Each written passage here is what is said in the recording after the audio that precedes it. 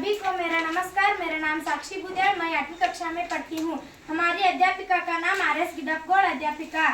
मैं आज पाठ 15 भारतीय त्योहार इस पाठ का अर्थ बोलती हूँ।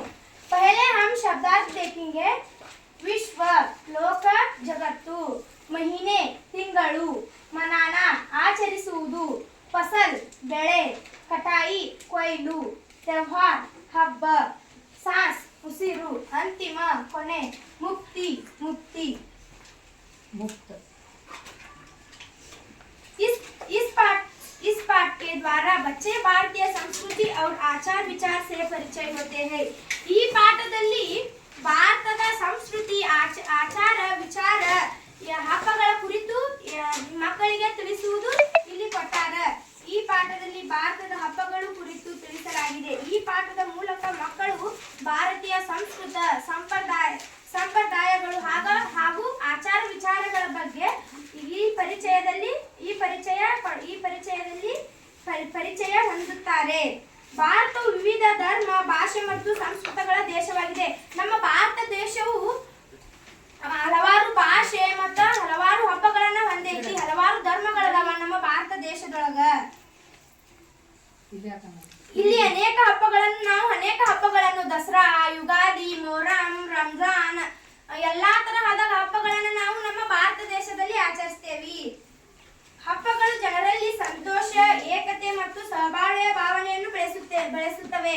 ಈ ಹಬ್ಬಗಳು ನಮ್ಮ ಎಲ್ಲರ ಜೀವನದಲ್ಲಿ ನಮಗೆ ಏಕತೆ ಮತ್ತು ಸಹಬಾಳ್ವೆಯ ಮನೋಭಾವವನ್ನ ಸೂಚಿಸುತ್ತೆ। ಈಗ ಮುಸ್ಲಿಮರ ಹಬ್ಬ ಬಂದಾಗ ನಾವು ಮೊಹರಂ ಅವ್ರ ಜೋಡಿ ನಾವು ಹೋಗ್ತೇವಿ, ನಮ್ಮ ಹಬ್ಬದೊಳಗ ಅವರು ನಮ್ಮ ಜೊತೆ ಸಹಭಾಗಿ ಆಗ್ತಾರ। ಈ ಎಲ್ಲಾ ಭಾರತದಲ್ಲಿರುವ ಹಬ್ಬಗಳು ನಮಗ ಏಕತೆ ಮತ್ತು ಸಹಬಾಳ್ವೆಯನ್ನ ತೋರಿಸ್ತಾವ।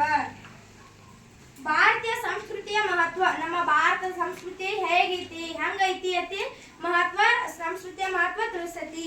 ಹಬ್ಬಗಳ ಅರ್ಥ ಮತ್ತು ಉದ್ದೇಶ, ಈ ಹಬ್ಬ ಎದ್ರ ಸಂಬಂಧ ಆಚರಿಸ್ತಾರ, ಇದು ಹೆಂಗ್ ಬಂತು, ಎಲ್ಲಿಂದ ಹುಡ್ತು, ಯಾರಿಂದ ಹುಡ್ತು ಅಂತ ಹೇಳಿ ಹಿಂಗೆಲ್ಲ ಪ್ರಶ್ನೆಗಳ ಮೂಲಕ ನಾವು ಆ ಹಬ್ಬದ ಪೂರ್ಣ ಮಾಹಿತಿಯನ್ನ ತಿಳ್ಕೊತೇವಿ।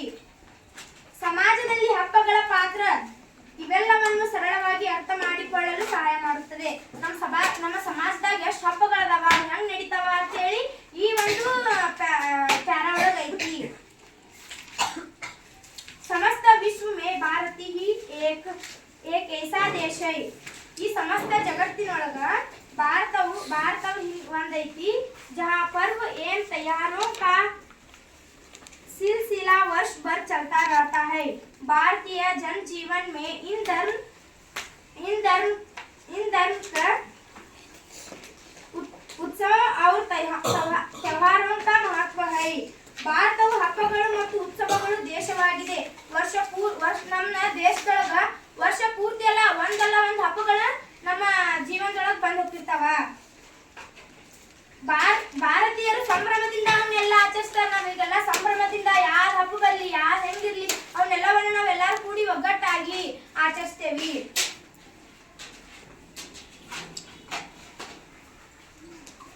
ಭಾರತೀಯ ಜನಜೀವನದಲ್ಲಿ ಧಾರ್ಮಿಕ ಉತ್ಸವಗಳು ಮತ್ತು ಹಬ್ಬಗಳಿಗೆ ಬಹಳ ಮಹತ್ವ ಇದೆ। ಈ ಹಬ್ಬಗಳಿಗೆ ಭಾರತೀಯರ ಜೀವನದಲ್ಲಿ ಬಹಳ ಮಹತ್ವ ಐತಿ। ಮಕರ ಸಂಕ್ರಾಂತಿ, बैसाखी, दशहरा, दिवाली, युगादि, ओणम, विशु, क्रिसमस, रमजान इत्यादि ऐसे ही त्योहार हैं।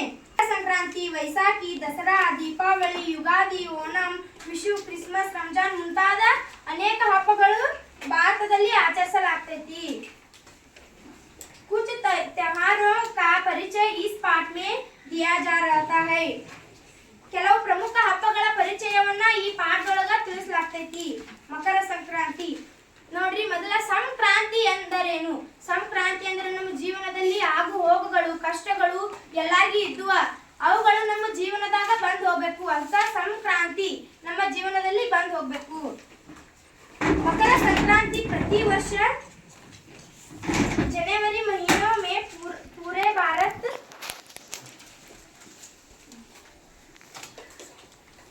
विशेषतः दक्षिण भारत में मनाया जाता है। मकर संक्रांति ನಮ್ಮ ಮಕರ ಸಂಕ್ರಾಂತಿ ಹಬ್ಬವನ್ನು ಪ್ರತಿ ವರ್ಷ ಜನವರಿ ತಿಂಗಳೊಳಗೆ ನಾವು ಆಚರಿಸ್ತೇವೆ. ಭಾರತದಂತೆ ವಿಶೇಷವಾಗಿ ದಕ್ಷಿಣ ಭಾರತದಲ್ಲಿ ಅದನ್ನ ಬಹಳ ವಿಜೃಂಭಣೆಯಿಂದ ಮಕರ ಸಂಕ್ರಾಂತಿಯನ್ನ ಆಚರಿಸ್ತೇವೆ. संक्रांति को फसल की कटाई का त्योहार भी कहा जाता है. ನಾವು ಮಕರ ಸಂಕ್ರಾಂತಿಯನ್ನ ಬೆಳೆಗಳ ಅವಾಗೆಲ್ಲ ವರ್ಷ ಪೂರ್ತಿ ರೈತರೆಲ್ಲ ಬೆಳೆಗಳನ್ನ ಬೆಳೆದು ಅವುಗಳಿಗೆ ರಕ್ಷಣೆಯನ್ನ ನೀಡಿ ಇದು ಅವಾಗ ಮಾಡಿರ್ತಾರ. ಆ ಮಕರ ಸಂಕ್ರಾಂತಿಯನ್ನ ನಾವು ಬೆಳೆಗಳ ಕಟಾವು ಮಾಡುವ ಹಬ್ಬವಂತ ಹೇಳಿನೂ ಕರಿತೇವೆ. इस त्योहारों को घर घर में सुख संपत्ति के संकेत के रूप में मनाया जाता है. ಈ ಹಬ್ಬವನ್ನ ಬೆಳೆಗಳ ಕಟಾವು ಹಬ್ಬವೆಂದು ನಾವು ಆಚರಿಸ್ತೇವೆ. ಮತ್ತು ಮನೆಗಳಲ್ಲಿ ಎಲ್ಲಾ ಮನೆಗಳಲ್ಲಿ ಹಬ್ಬವನ್ನು ಸಂತೋಷ, ಸಮೃದ್ಧಿ ಮತ್ತು ಸಂಪತ್ತಿನ ಸಂಕೇತವಾಗಿ ನಾವೆಲ್ಲ ಮಾಡ್ತೇವೆ. ಅವಾಗೆಲ್ಲ ನಮಗೆ ಸಂಪತ್ತು ಬರ್ತೈತಿ, ಇಷ್ಟ ಬರ್ತು, ನಾವೆಲ್ಲ ನಮ್ಮ ಮನೆ ಸಂಬಂಧಿಕರೆಲ್ಲ ಕೂಡಿ ಸಂತೋಷದಿಂದ ಸಮೃದ್ಧಿಯಿಂದ ಆ ಹಬ್ಬವನ್ನ ಆಚರಿಸ್ತೇವೆ.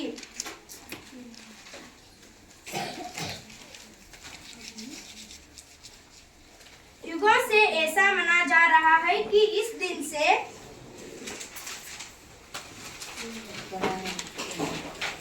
उत्तरायण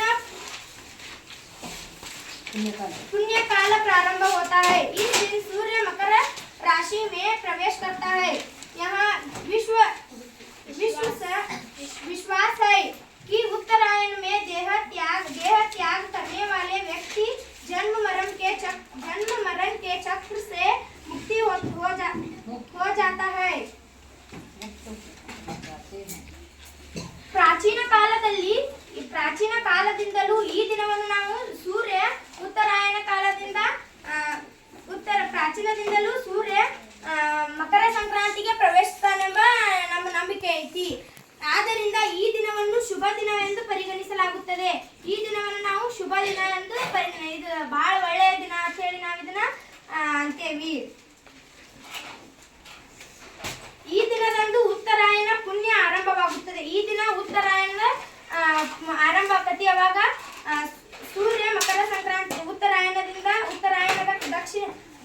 ತನ್ನ ದಿಕ್ಕನ್ನು ದಕ್ಷಿಣಾಯನದ ಉತ್ತರಾಯಣದ ಕಡೆಗೆ ಬದಲಾಯಿಸುತ್ತಾನೆ. ಅವ ದಕ್ಷಿಣಾಯನದಿಂದ ಉತ್ತರಾಯಣದ ಕಡೆಗೆ ಪ್ರವೇಶಿಸುತ್ತಾನ. ಈ ದಿನವನ್ನು ಸೂರ್ಯನು ಮಕರ ರಾಶಿಗೆ ಪ್ರವೇಶಿಸುತ್ತಾನೆ ಎಂಬ ನಂಬಿಕೆ ಇದೆ. ಜನರ ನಂಬಿಕೆಯ ಪ್ರಕಾರ ಉತ್ತರಾಯಣ ಕಾಲದಲ್ಲಿ ದೇಹತ್ಯಾಗ ಮಾಡುವವರ ಜನನ ಮರಣದ ಚಕ್ರದಿಂದ ಮುಕ್ತರಾಗುತ್ತಾರೆ. ಅವಾಗ ಯಾರು ಹಿಂಗ್ ಮರಣ ಹೊಂದಿ ಹಿಂಗ ಅವ್ರ ಏನ್ರ ಹಿಂಗ್ ಕಾಯಿಲೆಯಿಂದ ಅವ್ರ ಮರಣ ಹೊಂದಿರ್ತಾರ, ಅವ್ರ ಏನ್ರ ಒಂದ್ ವೇಳೆ ಉಳಿದ್ರು ಹಿಂಗ ಅವ್ರ ಸಾವಿನಿಂದ ತಪ್ಪಿಸ್ಕೊಂಡ್ರಂದ್ರ ಅವ್ರ ಜನಮ ಚಕ್ರವನ್ನ ಸಾಯುದ ಇದು ನಿಂತ್ರ ಅವ್ರು ತಪ್ಪಿಸ್ಕೊಂಡ್ರು ಅಂತೇಳಿ ಅಂತಾರ. महाभारत के भीष्म पितामह कुरुक्षेत्र के युद्ध में दयाल होने पर भी इस दिन के प्रतीक्षा करते रहे और सूर्य के मकर राशि में प्रवेश करते ही उन्होंने अंतिम सांस ली. ಪ್ರಸಿದ್ಧ ಯೋಧರಾದ ಭೀಷ್ಮ ಪಿತಾಮಹನು ಕುರುಕ್ಷೇತ್ರ ಯುದ್ಧದಲ್ಲಿ ಗಂಭೀರವಾಗಿ ಗಾಯಗೊಂಡಿರ್ತಾನ. ಮಹಾಭಾರತದೊಳಗ ಒಂದು ಯುದ್ಧ ನಡೀತೈತಿ. ಅವಾಗ ಭೀಷ್ಮರ ರಾಯರು ಬಹಳ ಗಾಯಗೊಂಡಾಗ ಉತ್ತರಾಯಣ ಕಾಲದ ನಿರೀಕ್ಷೆಯಲ್ಲಿ ತಮ್ಮ ದೇಹವನ್ನು ತ್ಯಜಿಸಲು ಅವ್ರು ಬಹಳ ಗಾಯಗೊಂಡಿರ್ತಾವಲ್ಲ, ಅದಕ್ಕೆ ಅವರು ಸಾಯುವಂತ ಇದ್ರೊಳಗಿರ್ತಾರ. ಅವಾಗ ಸೂರ್ಯನು ಮಕರ ರಾಶಿಗೆ ಪ್ರವೇಶಿಸಿದ ಕ್ಷಣದಿಂದಲೇ ಆ ಮಕರ ಸಂಕ್ರಾಂತಿ ದಿನಾನ ಸೂರ್ಯ ತನ್ನ ದೇಹವನ್ನು ತ್ಯಜಿಸಲು ಮಕರ ರಾಶಿಗೆ ಪ್ರವೇಶಿಸ್ತಾನ. ಆ ಕ್ಷಣದಿಂದಲೇ ಅವರು ಅಂತಿಮ ಉಸಿರನ್ನು ತೆಗೆದುಕೊಂಡರು ಎಂಬುದು ಪೌರಾಣಿಕ ನಂಬಿಕೆ ಇದೆ. ಅವಾಗ ಮಕರ ರಾಶಿಗೆ ಸೂರ್ಯ ಹೋಗುವಾಗ ಭೀಷ್ಮ ತನ್ನ ಉಸಿರನ್ನು ತೆಗೆದುಕೊಂಡ ಎಂದು ಮೊದಲಿಂದ ನಂಬಿಕೆ ಐತಿ. ಬೆಳೆ ಕಟಾವು ಮತ್ತ ಇದು ದನಗಳ ಹಬ್ಬ ಆಗೈತಿ. ಮಕರ ಸಂಕ್ರಾಂತಿಯು ದನಗಳ ಹಬ್ಬ ಆಗೈತಿ. ಅದು ಕಿಚ್ಚು ಹಾಯಿಸುವುದು ದನಗಳಿಗೆ ನಾವು ಮಕರ ಸಂಕ್ರಾಂತಿ ದಿನ ದನಗಳಿಗೆ ನಾವು ಬಹಳ ವಿಜೃಂಭಣೆಯಿಂದ ಅದಕ್ಕೆ ಸಿಂಗಾರ ಮಾಡ್ತೇವಿ, ಅದಕ್ಕೆಲ್ಲ ಬಲೂನ್ ಕಟ್ತೇವಿ, ಕಿಚ್ಚು ಹಾಯಿಸ್ತೇವಿ. ಕಿಚ್ಚು ಹಾಯಿಸುದು ಅಂದ್ರೆ ದನ ಕರಗಳನ್ನು ಬೆಂಕಿಯಲ್ಲಿ ಜಿಗಿಸುವುದು. ಹಂಗಂದ್ರ ಅದೆಲ್ಲ ವರ್ಷ ಪೂರ್ತಿ ನಮ್ಮ ಬೇಸಾಯದಲ್ಲಿ ಅದು ಬಹಳ ನಮಗ ಇದು ಸಹಾಯ ಮಾಡಿರ್ತೈತಿ. ಅದಕ್ಕೆ ನಾವು ಬೆಂಕಿಯಲ್ಲಿ ಜಿಗ್ಸುದಂದ್ರ ಅದಕ್ಕೆಲ್ಲ ಹಿಂಗ ಸಣ್ಣ ಕ್ರಿಮಿ ಕೀಟಗಳು ಅದಕ್ಕೆ ಅಂಟ್ಕೊಂಡಿರ್ತಾವ. ಅವನ್ನೆಲ್ಲ ಹಿಂಗ ಬೆಂಕಿಯೊಳಗೆ ಜಿಗ್ಸೋದ್ರಿಂದ ಅವೆಲ್ಲ ಹುಳಗಳು ಅಲ್ಲೇ ಸತ್ ಬೀಳ್ತಾವ. ಅದಕ್ಕೂ ಒಂಥರ ಸಂತೋಷ ಆಕೈತಿ. ಇದು ಬಹಳ